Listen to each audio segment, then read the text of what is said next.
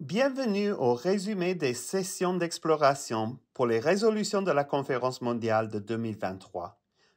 Des sessions d'exploration sont proposées en ligne comme des occasions d'écouter et de se parler dans un effort sincère pour mieux comprendre les points de vue de chacun et chacune sur une résolution particulière de la Conférence mondiale.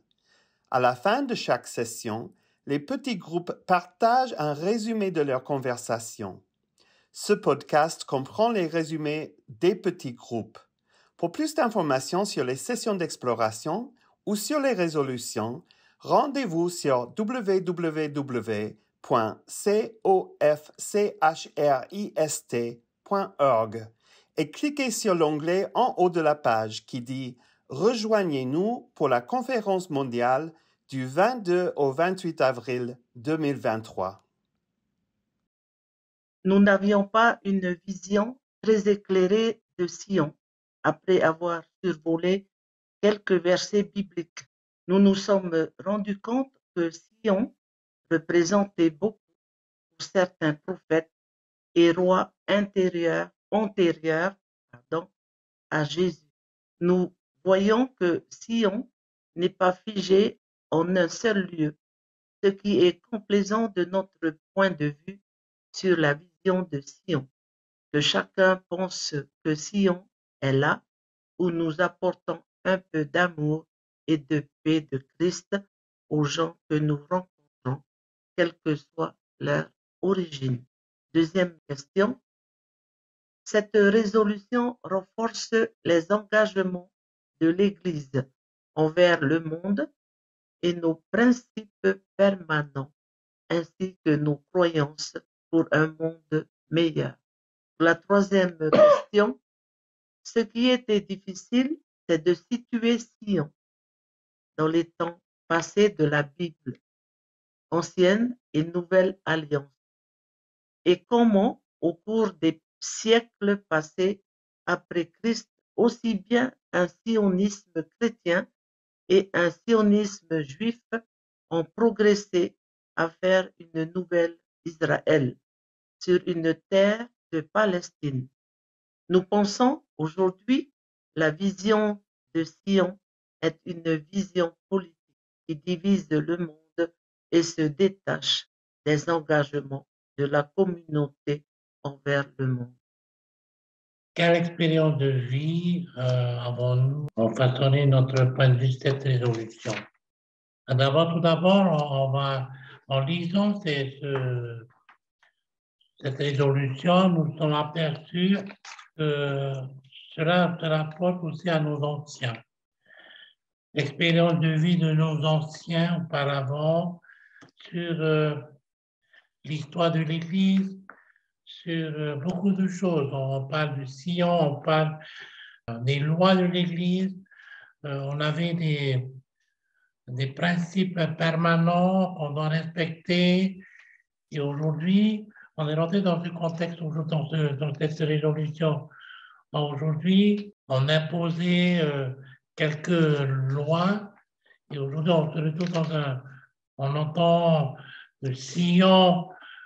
Pour nous, c'est un endroit où on met tout notre cœur. Dans la deuxième question, quand on parle de la résolution, la deuxième question, quelle manière cette résolution peut être bénéfique et tout, je pense que cette résolution sera bénéfique si tout le monde est prêt à agir.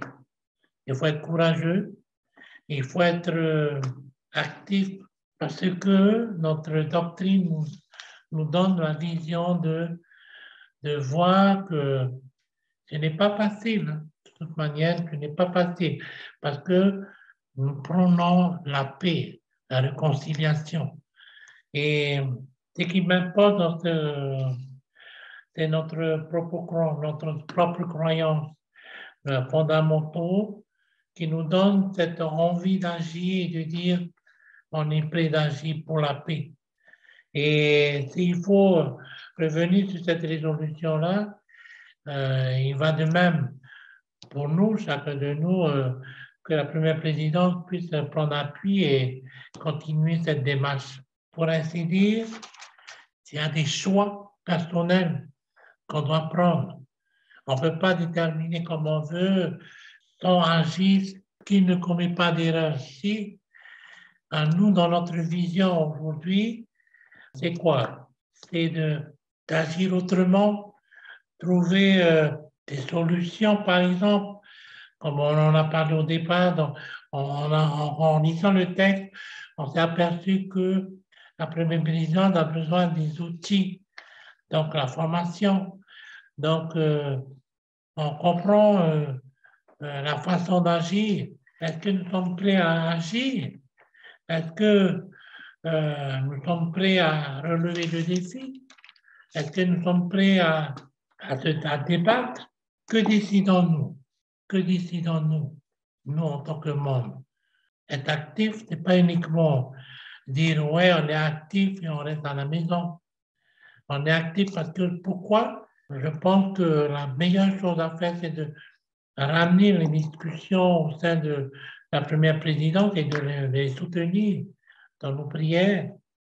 Et ce n'est pas facile, hein, c'est un choix personnel hein, qu'on doit apporter à nos frères et sœurs, aux dirigeants de notre Église, tout en sachant que ce soit des Palestiniens, que ce soit des Juifs et tout, que ce soit islamique et tout, on est tous égaux, on est tous des frères, parce que notre doctrine nous dit chaque personne a une valeur, donc on n'a pas de jugement à porter.